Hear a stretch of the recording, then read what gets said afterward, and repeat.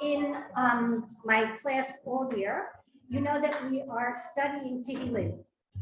So it was appropriate here for the Yom Iyun for Purim that we study what is considered the Shir Shel Yom of Purim.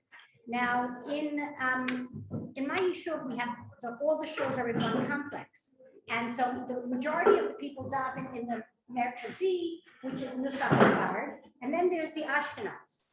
And in Ashkenaz, which by the way is highly Anglo, they actually have a page of Mizmorei Tehillim laminated, and they give it out because they follow the Nusach HaGra, who says that on certain days you say certain Shir Shel Yom. And so this that you have in front of you, and source number 1, Tehillim, chapter 22, is the Shir Shel Yom for Purim. And not only is it the Shir Shel Yom for Purim, Sfardim also say it on Tamid Esther. So you have it there as well. So what we're going to do is, let's run through the chapter quickly. Now, it is a long chapter, okay? The first thing we're going to do is just look at the Pshat, the simplest level. And as we look for the Pshat, you want to look for basically 2 things. A, you're going to want to divide the chapter into sections, and I'm telling you here, it's pretty easy. Second thing you're going to look at is what is the theme. Okay, so let's begin on page 1, right at the beginning. La menatzeach al ayelet hashachar mizmor leDavid. And you will notice here already that even in your English translation, ayelet hashachar is translated as. So you see that, so we'll leave that for now. We will come back to it, but we are already, this is the verse that introduces us. There are no more sheets. Sue will get more sheets. Sue will get more sheets. Thank you, Sue. And already the first pasuk tells us that who wrote the chapter? David. It's a song of David, Mizmor leDavid. And when it says it this way, as opposed to with David, Mizmor, that David is trying to raise himself up to a spiritual level. Eli, Eli, lama azavtani, rachok mishuati divrei sagati. My God, double language, why have you left me? You are so far away from me, and you are far away from all of my cries. Now here you'll notice something very interesting. On one hand, the poet is calling. He's obviously feeling very, very far from God, but yet that doesn't prevent him from calling out to God and calling him as my God. Elokai, ekra yomam, v'lo ta'aneh, v'layla v'dumiya li. And he calls out, I call out by day, you do not reply. I call out at night, and I do not keep silent. We, of course, know the idea of night. We've spoken about that. Night is, everything is always worse at night. And he continues to cry at night, either from the pain or from the distance that he's feeling from God. But you are holy, you await the praises of Israel. And here the Malbim explains, Kadosh always means separate. So here the person is saying, Vata Kadosh, you, God, are separate. You are far from me, yet I know that you will await the praises of Israel, because just the way in the past you saved the Jews, I know that you will save us again. And then we get into this history. Our ancestors trusted in you, i.e. you saved them. They trusted and you saved them. They cried out to you, and they escaped. They trusted in you, v'lo boshu, and they were not shamed because of the salvation that you gave them. That's them, right? The forefathers, they cried to you, you heard them, you saved them, but me, va'anochi tola'at v'lo ish. But I am a worm, and not even a man. Cherpat adam ubazui am. I am made fun of, I am despised by all people. All those who see me mock me. So it's not enough that I'm in pain, but in addition to my pain, people, to add, we would say in English, adding insult to injury. I don't get any mercy from anybody. Anybody who sees me makes fun of me. Yaftiu b'safa yaniu rosh, and they open up their lips and they shake their heads and they make all kinds of mocking sounds. Now, verse number 9 is a little bit of a problem, because you see all of a sudden it's like a change in the tense. Gol el Hashem yafitehu. One should cast his trust upon God. Yatzilehu ki chafetz bo, and he will save him because he delights in him. But according to the commentators, what's happened here is this is actually a sentence that the enemies are saying to him. Yeah, you trust in God? Go ahead, pray to God. Let me see how that's going to work out for you. Let me know. And it's part of the mockery. Pasuk Tet is not necessarily a praise of God, but Pasuk Tet, according to the commentators, is the mockery that those who are talking about him, Zion and Chet, how do they mock me? So we understand that the pain that he's feeling is not only a physical pain, but the pain here is also a religious one. That they're questioning his belief in God. Where is your God? Why isn't he going to save you? Ki ata gochi betin, you drew me from the womb, maftichi el shadei imi, and you secured me on my mother's breast. In other words, I had a relationship with you since I was a tiny babe. Alecha hishlachni mirechem mi betin imi eliata. And already from birth, from my mother's womb, you are my God. This is not new. We go back a long time together. And although now I'm feeling rejected, but I'm remembering that indeed we go back a long way. So therefore, al tirchak mimeni, ki tzara krova, ki ein uzer. Do not distance yourself from me, for distress is near, and there is nobody to help me. I have nobody else but you, God. Sivavuni parim rabim abirei vashan kitruni. Great bulls have surrounded me. The mighty ones of the Bashan have encompassed me. The Bashan is someplace in Jordan that had extremely very rich land, and somehow they were able to grow these monstrous beasts.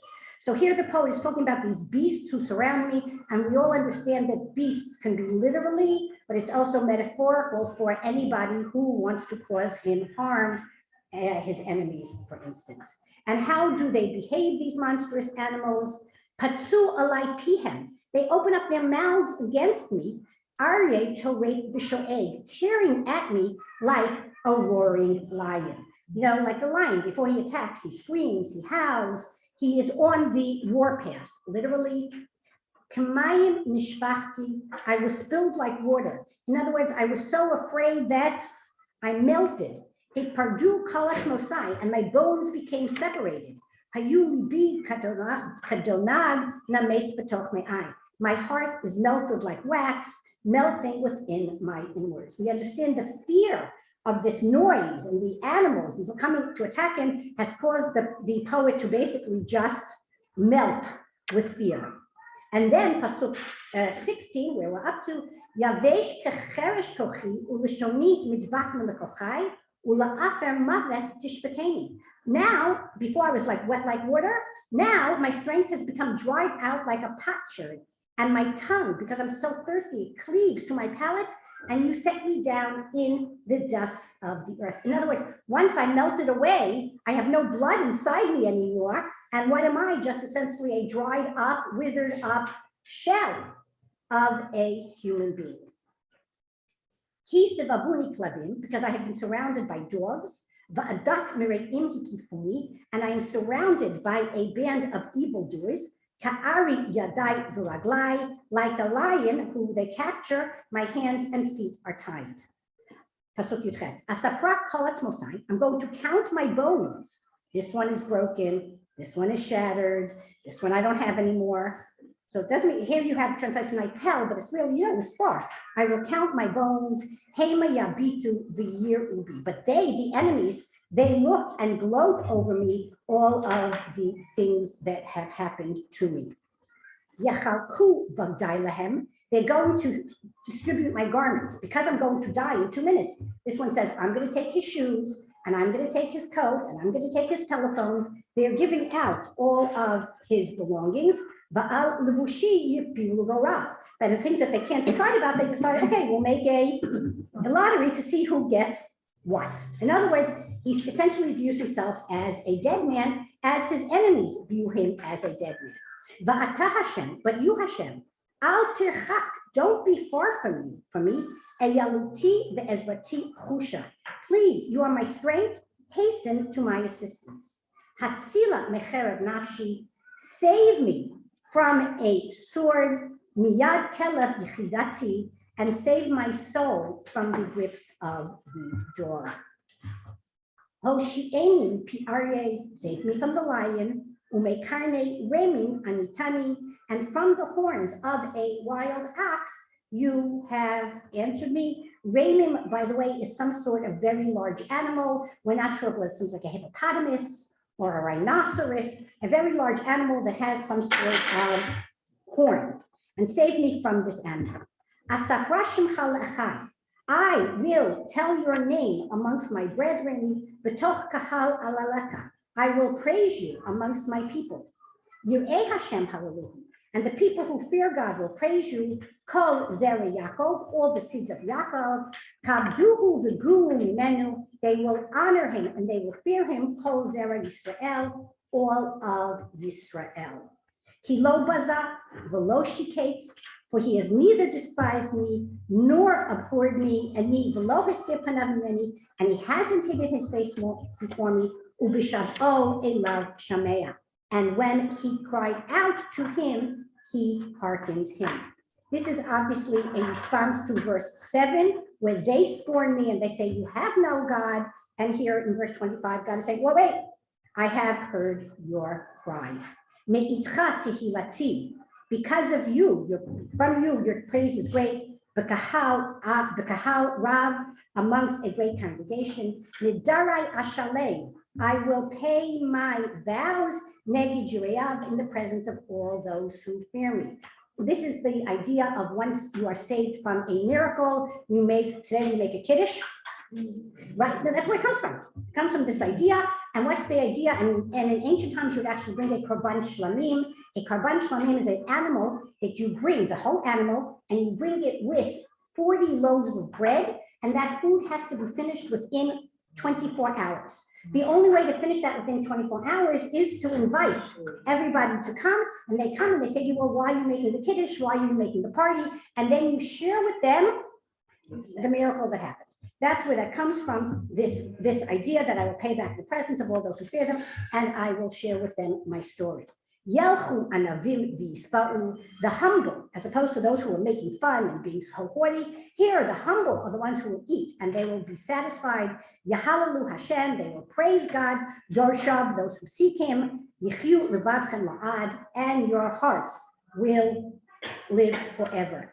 Yizkuru v'yashuvu el Hashem kol ashrei eretz. All the way to the ends of the earth, they shall remember this miracle that was done. And all the nations of the world will prostrate themselves before you.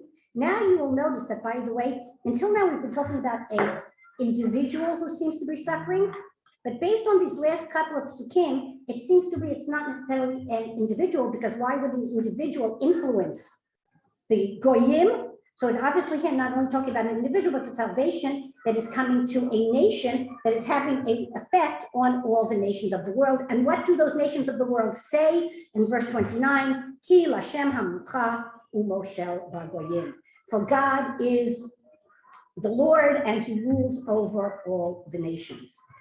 Achlu v'ishtachavu kol dishnei aretz, they eat and then they bow down themselves before God. Yichru'u kol yodei afar, all those who descend to the dust will bow down. V'nafsho lo chia, and his soul will not quicken. Here it says, here Rashi tells us something fascinating. Rashi says that from here we learn that before every human being dies, he sees God. Maybe that's where we have this whole business of, that white light that people see, and then, but what happens? So everybody before they die, they actually come to a recognition of God, but by then it's too late. And therefore, even though they come to that recognition of God, they become Yodei Afar, that's where Rashi gets it from, V'nafsho lo chia, and they do not have they do not live on. Zera ya'avdenu yisupar la'adonai lador. But those, the seeds that worship him, it will be told from generation to generation. In other words, this miracle that we're talking about, even after the original person who died, they will continue telling the story of this miracle. Yavo'u v'yagidu sikato. They will come and tell God's righteousness. La'am nolad, for the newborn people. Ki asa, that which God has done. So now, that's the pshat in the pasuk, in the chapter. Let's just summarize what we've read, right? So we have a person who is surrounded by cruel enemies. Those enemies are compared to wild animals who pursue the poet. They expect him, and he, I think, expects himself to be dead almost momentarily. And not only do they cause him physical pain, they cause him spiritual pain. They mock him, and they mock his God, and it causes him to feel almost inhuman. How do we know he feels inhuman? The fact that he compares himself of all things to a worm. Right? I am not even a human, I am a worm, and his body is broken. But I think the thing that pains our poet the most is the distance that he feels from God. That everything that happens, he just doesn't see where God is, but yet, all of a sudden, God does answer, and God does save him, and then he describes about how he's going to proclaim to the entire world this miracle that happened, and he's going to share it with everybody. So now, let's do, the first thing is let's divide it into, maybe you can subdivide it, but let's go simply, let's divide it into two sections. But you hear very clearly. Well, don't even give me the verses yet. What are the two versions? There's an existential loneliness. That's the beginning. That's right. It's like there's about 12 sentences. Right. There's the beginning of the chapter describes abandonment. That's the correct word. And that begins in verse 2, and it goes all the way until 22. Till 22, exactly. From 2 to 22 is the poet describing all of the emotional, spiritual pain that he's feeling. And then all of a sudden there's a switch that begins in 23, and from 23 to 32, we have the salvation, the thanks, the publicizing of the miracle. What is missing between section 1 and section 2? The actual Savior. That's right. We don't know what happened. What happened between section 1 and section 2 that you have such a 360 degree? What? We don't know. So therefore, academics, it's always very easy for them to come along. Academics come along and say, well, this was obviously 2 different chapters that through time got stuck to. It's very easy to say that, but we're going to see that here it's not necessarily true. Now, according to the Pshat who wrote this chapter, David.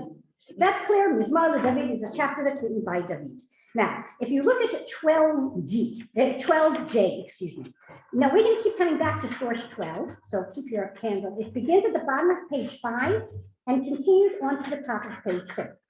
And what I did, it comes from the Midrash and the Yalkut Shimoni. And what I've done was I underlined each word and I put an English letter next to it so we can reference it.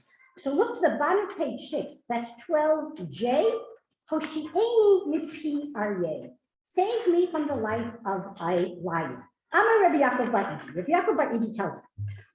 B'sha'ah shayad David ro'eh hatzon. One day David was out taking care of his sheep. Humalach and matzah et hara'im yoshim b'midbar. He's in the desert, and this ra'im was so big. Hayah savir bo shehu har. He thought the animal was sleeping, and he thought the animal was actually a mountain. And he climbs up on the animal. And all of a sudden the animal wakes up and David finds himself, meters and meters off of the ground.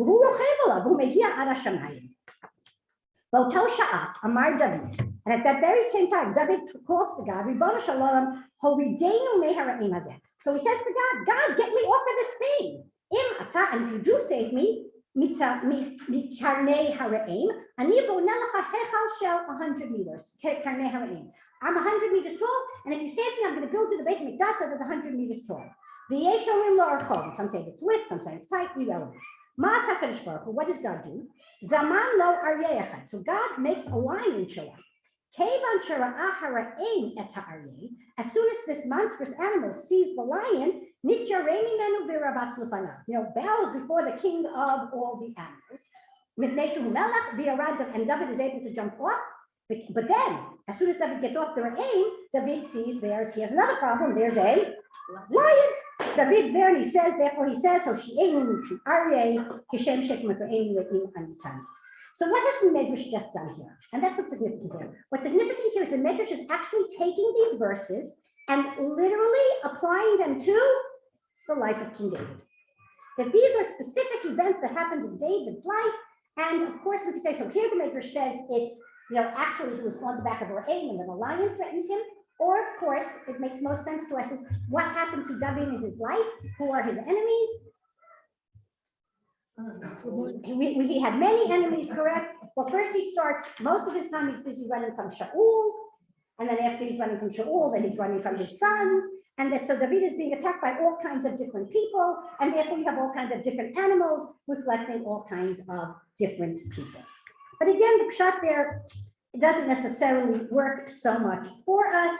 So then, of course, the Radak and Repershia tells us, no, what's being discussed here is David is talking in prophecy. He's talking about the Jew in exile, right? The Jew in exile feels distance from God, just even the physical distance from being in the land, and then the spiritual distance and the mockery that we get from the enemies. And what's being described here is the experience of the Jew in exile.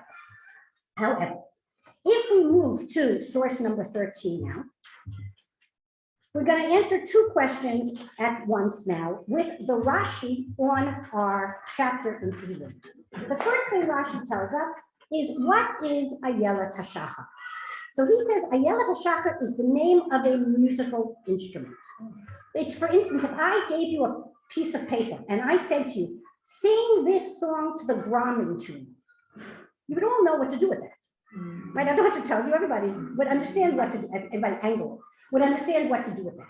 So here Rashi says the same thing. When it says Mizmor La'Ayelet HaShachar, that's like a code, a music code, how you're supposed to sing the song. And apparently everybody in that generation knew what that meant. Another explanation concerning the nation of Israel, who is beloved like a hind, a type of deer, and who looks forward toward the dawn. Now, our sages, however, interpreted it as referring to Esther. And now we're going to have to relook at the entire chapter as not only belonging to David's life, and that's the beauty of poetry, but according to Chazal, this entire chapter actually applies to Esther and the Jews in Persia, and that is why it is the Shir Shel Yom of Purim and Ta'anit Esther. So now, so according to Ayelet HaShachar, according to Rashi, it is just a musical note. Sing it as this. But according to Chazal, Esther, in Persian means what? That's in Hebrew. It's a star, correct. Esther in Persian means star. And Ayelet HaShachar is that time of day before the sun has come up, but the moon has already gone down. It's the darkest part of the night. Where are we getting light from? The only place we're getting light from are if there are any stars available, or it might be from Venus. That's the best time of day to see Venus, which is the Ayelet HaShachar. And just like you all know this idea, and we have it here in source number 12. Go back to 12. At the very beginning, A and what's the B now? 12b. Lama nimshala Esther l'shachar. Why do we call her the shachar? Ma shachar sof kol halayla. Shachar is the end of all night. Af Esther sof kol hanisim. And where does the light come from? The light doesn't come from heaven anymore because there are no more outward nisim. Where is the light coming from? It's coming from Esther. So Esther is the star. Esther is the one who's providing that light at Olat HaShachar. We also have that idea that from the song that became famous a number of years ago, that what is the Geulah compared to? The Gila is compared to the dawn that comes very slowly. And that's a chesed that God does for us, because if it went from night to dark like this, all of a sudden, it would hurt our eyes. So God does it tima tima, and that's the Geula, which comes stage by stage.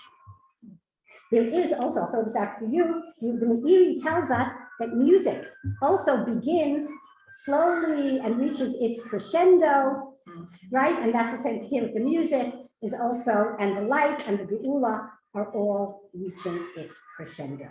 So now, let's re-look at the chapter, go back again to the chapter, and now we're going to re-look at the chapter as all applying to the Jews in Persia. Obviously prophesied by King David. So in verse 2, what's the first thing she says? Eli, Eli, lama azabtani. God, why have you abandoned me? Why do I feel so far away? And now go back to 12c. In 12c, the Medrash tells us a story on page 6. The Medrash tells us a story. Remember, she tells Mordechai, go get the Jews, fast for me for 3 days. She fasts, she puts on B'dei Esther Malchut, she gets a sort of amount of prophecy. She walks into Achashverosh's palace, and Achashverosh's palace is full of idols. What happens? The Shekhinah leaves her. The Shekhinah goes there, and then she turns to God and she says, why are you abandoning me? And then she says, God, are you judging me that I've been living with this guy for so many years? Are you punishing me for this? Don't you understand that I did it because I wanted to do it? I did it because I had to. And then she says,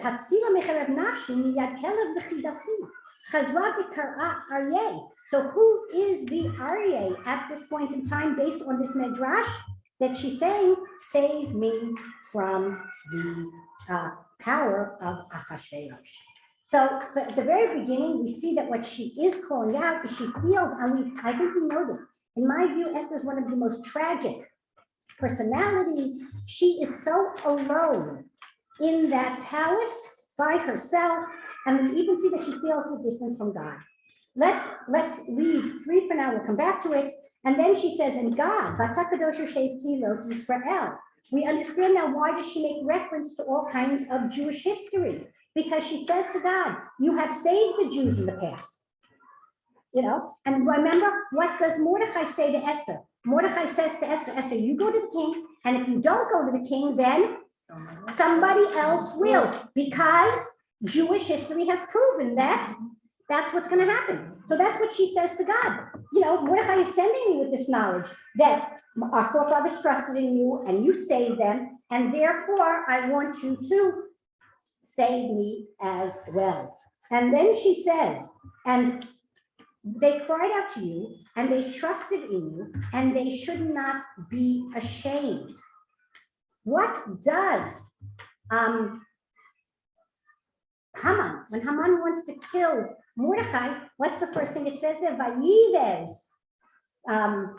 Haman, it comes from that same word. Haman, blames them. Haman shames them. And so therefore she uses this term. But now I want to talk more importantly about verse 7. Verse 7 is beautiful. Why does she compare herself to a worm? Of all animals, choose mosquito. What is she choosing about a worm? So here the Medrash tells us that the worm has no bones. But yet you all know that worms can literally, wiggle their way, or not even wiggle their way. How do they get into the food? How do they get into buildings? They worm their way in with their mouths. They eat their way into the fruit. They eat their way into the buildings. That's how they're able to get into the ideas. And so when Esther compares herself to a worm, she's essentially saying that the Jews' strength comes from their mouths, i.e. Kol Yaakov, that it's through prayer that we get what's done. And yes, you might look at the Talat as being, and you want to shame it, but the Talat has a tremendous amount of power when it uses its and they are not Gazui Remember, that is what the terminology that Haman uses about the Jews.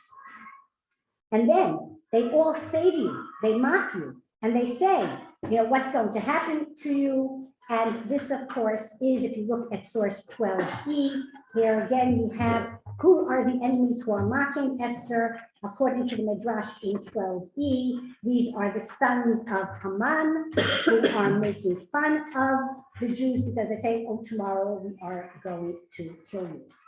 And then, remember we said verse 9 before, according to Pshat, it was the enemies who say, yeah, go pray to God, see how it's going to work for you.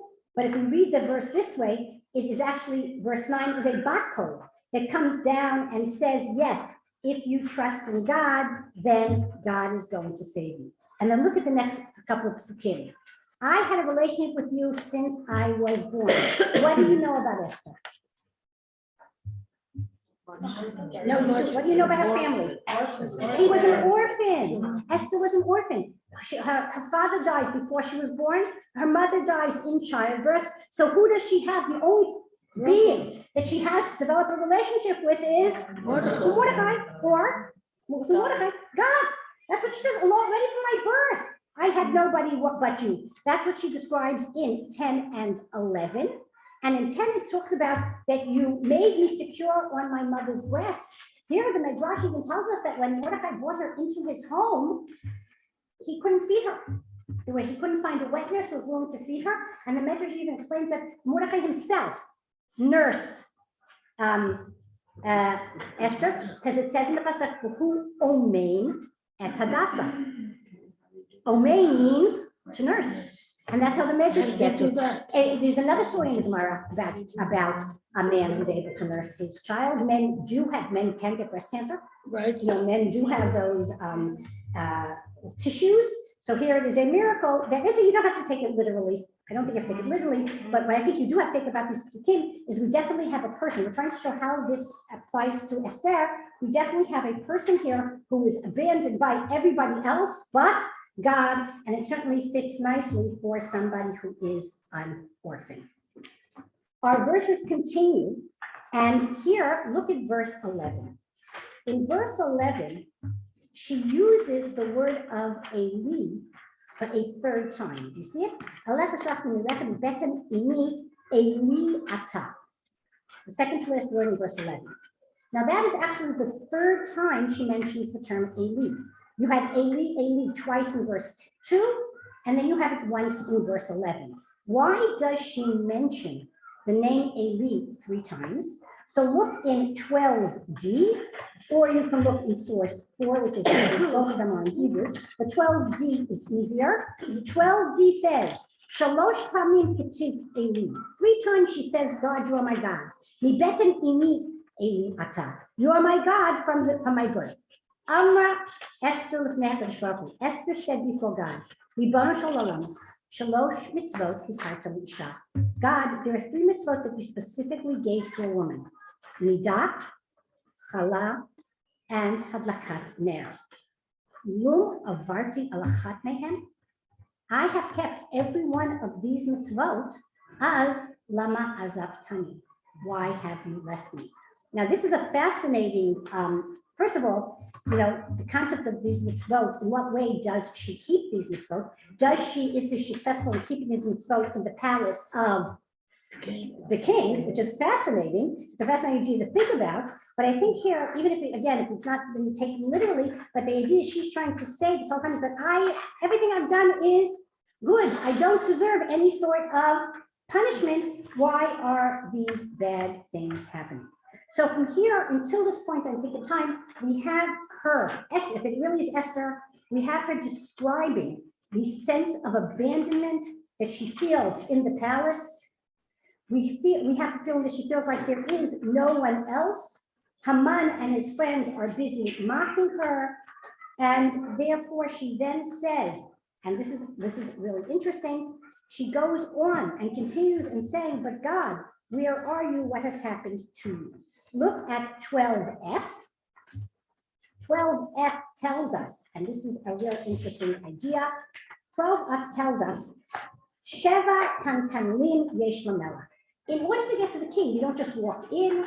that there were actually 7 different antechambers that you had to pass through before you got to the king.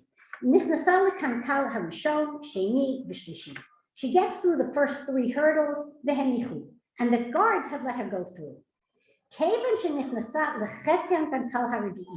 She gets into the 4th antechamber. Achashverosh sees her and starts, gnashing his teeth. And listen what he says, the Amar. Chaval al da'adlin lo mishtachim. Another one I'm gonna have to get rid of. Listen what he says. Vashti kama chafitzfasti bikashti shetavol v'lo etzda. Yeah, I had called Vashti and she didn't want to come, but at least she had a certain amount of dignity. She was a queen. The zoo, Esther, nichnesa kizona below reshut. He says, when Esther is coming to me uninvited, it's a lack of dignity to the extent that he says it turns her into a lowly prostitute. And therefore he says, I'm going to have to get rid of her too. This is when he sees her from the distance. She's standing there in the middle of the classroom. But the guards can't get to her because she's not in their reshut yet. And that's why she turns to God another time. And she says, don't leave me because I'm really in a bad way. And now look what happens. Continue into 12G. So I'm surrounded by bad people. 12G says these are Achashverosh's men. Who are the Abirei Bashan? These are Haman. But then it gets to these psukim where she says, my innards are like water. And then she says, not only innards like water, then what does she say? I'm all dried up. What's happening in those psukim? So I'm referring specifically to the psukim of 15 and 16. What happens there? Look at 13a. In 13a, the Midrash tells us Esther's young woman and chamberlains came and told her, and the queen was greatly shocked. The rabbis say from here, she menstruated. But the rabbis say from here, she miscarried her fetus. And when she miscarried, she never gave birth again. So in other words, here, when the Midrash says she melted, she was like water, all the blood drained out of her, all the life drained out of her. The Midrash is saying that what has happened to her? She has miscarried. And then what's the next verse? The next verse, she says, I'm all dried up because there is no life left within me. What? So that's a whole different Midrash. We're working with Midrash here. Okay, so let's leave it. But here, according to this idea, she's really describing herself as a broken. And you remember that in the Megillah it says "Vatichalchel Hamalka," that this idea of that she you're at what would cause her, by the way, what would cause her to miscarriage? To miscarry is the fear and the trauma that she is undergoing. We sort of understand how she is now filled with empty spaces and she is dry with no life. Now, the other animal that comes up here in our chapter is this reputation of the Kelev. Right, twice she's attacked by a Kelev. What now? We don't necessarily view dogs as being as frightening as the Re'aim or the hippopotamus and those kind of things. But the reason the Kelev is continued here is because of all the nations in the world, Amalek is compared to a dog. Why is Amalek compared to a dog? Well, first of all, the word Amalek is a contraction of the word Am Sheba Laluk. Am Sheba Laluk is Amalek, is a nation that comes to lick up the blood of its enemies. It's not the enemy that it's not like what do the dogs do? They're not the ones who attack going for the kill. What do? They're the scavengers who come afterwards to pick off the bones of the carcass. And this is, what Amalek did was they weren't necessarily the ones who came to fight, but they were the ones who would come and pick off any stragglers and sell them as slaves and things like that. And so that she keeps referring to the Kelev. She's also the idea about Kalev Kelev is that it has no appreciation for anything, and that's what Amalek was. And here it continues in verse 18. And in verse 18, that's where we're up to, we talk about she's counting her bones. According to Chazal, how many bones are there in the human body? Correct. There are 248 bones. You know this from Kriyat Shema, that there are 248 words. According to Chazal, this psalm also has 248 words, not counting the first pasuk, and you have 248 words corresponding to the 248 limbs in the body, and that Esther, every word that she's saying is sort of like preparing one of the limbs to come before Achashverosh, and she's trying to get back the Ruach HaKodesh that she has lost. And then Pasuk Yutet talks about the division of clothing. If it was a regular human being, why would they be dividing the clothing?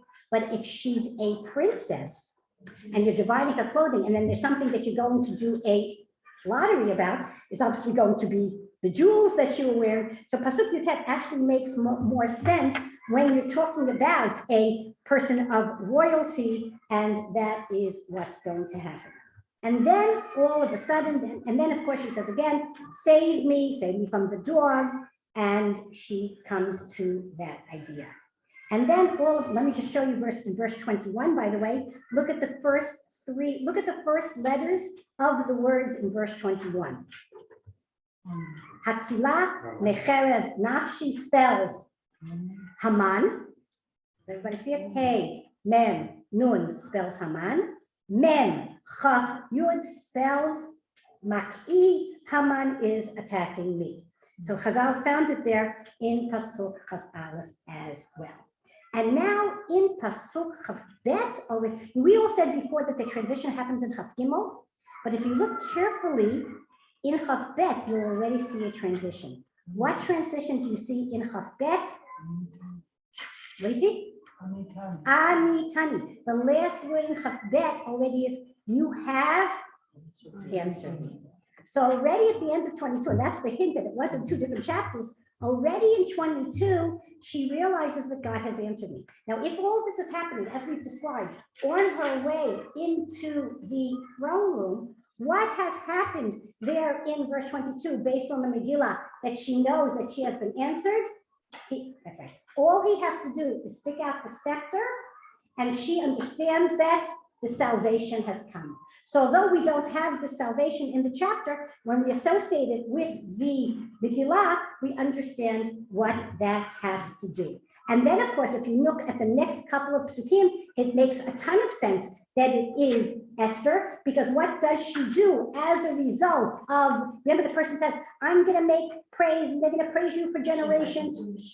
First of all, the whole Mishnah that she makes, and she writes the Megillah, and the Megillah is a holiday that Purim is a holiday we're all celebrating even many years after she is dead. And in verse 24, we have a mention of Yir'ei Hashem. Who are those Yir'ei Hashem from the Megillah? V'rabei ha'am mityahadim. Right? There were a whole bunch of people who come to recognize God, and all of these ideas of, also, by the way, you know that today we don't say Hallel on Purim. Why? One of the reasons we don't say Hallel on Purim is because the Megillah comes, we read it twice, and the Megillah comes instead of Hallel. And I even saw the halachic discussion that if you are someplace and you don't have a Megillah, should you say Hallel? I don't know what the psak was, but that was the question based on this logic. And that's what's being described here at the end of the chapter. All of the praise that is going to happen, and they're all going to come before God and thank Him. So we see that according to the Midrash here, this chapter makes perfect sense as being connected to the Purim story. But now, why would David write a chapter about Purim? So here the Ashok explains that David actually has a close connection to the Purim story. How does David have a close connection to the Purim story? Mordechai is a descendant of Yair ben Shimei. Who is Shimei? Shimei ben Kish was Shimei ben Gera was the man who came along and cursed David. David's men say to David, let us go out. He is from Shevet Binyamin. It says it there in the Psukim, Ishimini. David says, no, don't kill him. He's only a messenger from God. And because David doesn't kill him, Mordechai comes out from him so that David views himself as a part of the Purim story. Now, I have two more things I want to share with you about this chapter. The first is, besides the fact that it represents the Megillah very well, where the Jews are suffering and then there is redemption, that this is actually one of the major ideas of the theme of Purim. Purim, as you know, and that's the problem. When we learn things as children, sometimes we don't necessarily reflect on it again as adults. Purim is really a holiday, as we know, Purim. Purim is like, that actually has a dual nature. And that's one of the reasons we read the Megillah, both at night, which is the suffering aspect, and then we read it again in the morning, which is the salvation aspect. And that the holiday reflects both ideas, how, and you all know this, unfortunately in our own lives, the vulnerability of man, how, within 1 second, life can change. And that is what is being reflected here in this chapter, both for the good and for the bad. Now, in the last, well, first of all, I'm basically out of time, but I'll give you a little bit of homework. If you look at source 5, 6, 7, 8, 9, those are all sources which show prayer in the Megillah. That they're all places where people turn to God. And we know that Esther prayed. We don't have a copy of our prayer. What is Tehillim 22? Tehillim 22 becomes the prayer that Esther is saying as she is approaching the King Ahasuerus. But the last point I want to make, which is fascinating, and that's why I want to spend a little bit of time, is if you open up to source 14. Source 14 is the bottom of page 7, continues on page 8. Now, first of all, this was written by the Radak. Radak, the David lived, her print of that page, lived between, this is important, 1160 and 1235. 1160, 1235, lived a really long time.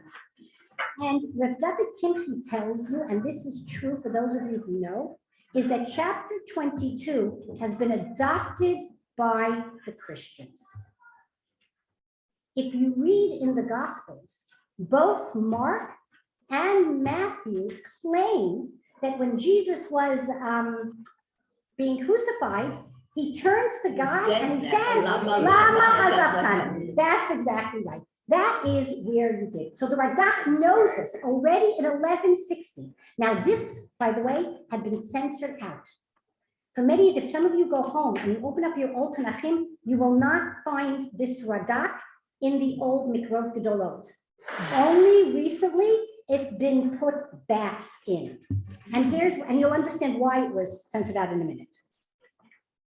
What has he done? What has he done for them? For because these will not see the work of the Lord that he did in the case of themselves and their fathers, they shall declare it to them. Remember, this is the very end of the chapter. He says, even if you didn't see the nace, you're going to teach it to your children. Now watch what he says. The uncircumcised, who are the uncircumcised? Those are the Christians. He's specifically but he's specifically referring to the Christians, have interpreted this Psalm of Jesus in the sense that it tells of all the evils which Israel did to him. Remember, in 1160, the Christian church was still saying that it was the Jews who killed Jesus.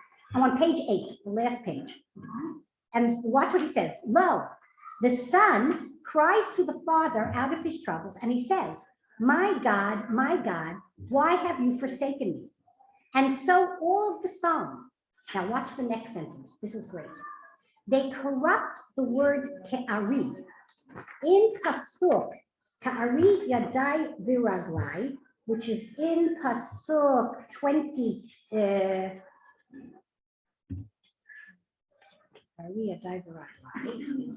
Pasuk 17. Pasuk 17, now if you look at our English, it says like a lion, my hands and feet. If you open up a King James translation, they don't translate like a lion, they translate it as they pierced my hands and feet. And then they put a little wand, which you have to look like a microscope, And they say, yeah, Ari can sometimes be pierced and some. That's right. And by the way, the word Ari appears 63 times in all of Tanakh. In 62 of them, Christians translated as lion, and only one they translated as pierced. But what are you? You're a Christian. You don't speak Hebrew, and you're reading the verse. God, why have you forsaken me? They pierced my hands and feet. Whose hands and feet were pierced? You know, it's a legitimate. Like I understand what again, but already look at this. Already in 1160, Radak is saying, and they corrupt the word ka'ari in the clause for aglai yadai ka'ari, and they read it ka'aro, that they pierced in the meaning as, and he brings up a source from Shemot where you don't have the aleph, like he's trying to explain to you where they get it from. Because they drove nails through his hands and feet when they hanged him. Also the verse, and his soul he shall not keep alive. Remember I told you that Rashi said that the people were going to die afterwards and led them astray. For they say that this one is God, before whom all who go down to dust shall bow. And he did not wish to keep his soul alive because he came down to assume human flesh conditionally. You see what he's showing you, he's literally explaining to the Radak how the Christians use this chapter for them. But then look what he does in the next chapter. Now let them hear what is involved in these words. He says, let's think about this a minute. They say that he did not wish to keep his soul alive, which we just read, nor rescue it from the powers who slew him. Like, if you're God, why don't you save yourself? If so, why does he cry out, my God, why have you forsaken me? If he was sent to the world to suffer for humanity, then when he's being killed, he should be saying, yay. Why is he saying, why have you forsaken me? And why aren't you helping me? Because you're not supposed to be helped, because you're supposed to die. If he had no desire to be saved, has he not forgotten the condition of his taking the flesh? He also says, but thou answered not, and perhaps does not wish to answer. And further, if he was God, he says, if you believe in Trinity, then why can't he save himself? And he praises of Israel, right? It says that they are doing him evil. How can you say they're praising God, right? Because the whole end of the chapter talks about Israel is going to praise God. Okay, do you understand what the Radak is doing here? What the Radak is doing here, fascinatingly enough, is that he's actually going on a polemic, and he's actually going through what the Christians say, and he's literally answering them point by point, and he's saying how, I don't care how you want to translate this chapter, it doesn't work for your idea.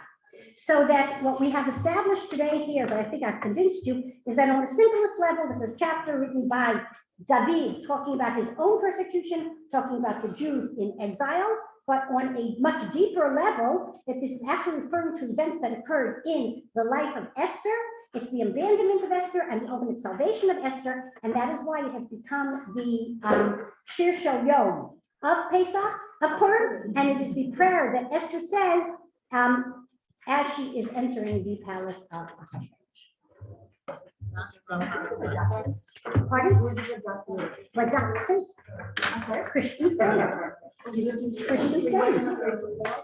Well, that's why, and I said it was censored because they were afraid to say it. Yeah, you can't print that. And go home and see if it's in your. It's the very end of chapter 5. See if it's in your. And today's coming back. Today's coming back. I got it off the Sparia, English translation. I only have it in Hebrew, and a lot of things that have been printed out are now coming back. And then if you talk to somebody who's a guy, and you say something like this. Shaking the foundation of this. Well, that's it.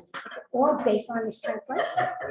what I don't get is why they insist on the Greek language used when they say they want to. Because of this translation. This is the only translation. You think this is the only translation? What? There are lots. Yeah, this is pretty good. My voice. It's awful. Thank you.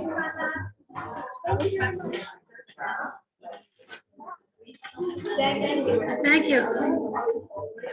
She told me not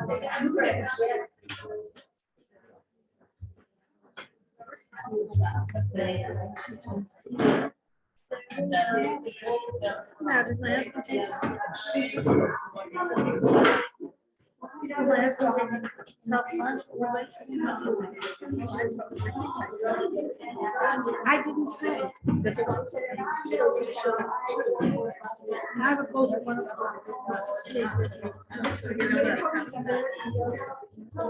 He's home now. He gets home now.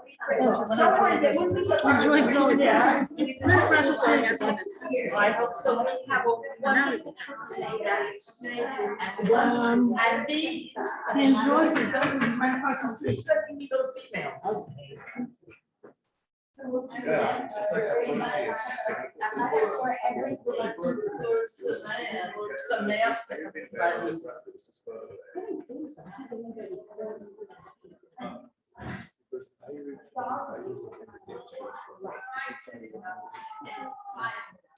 With dog and your bony friends killing like this conversation.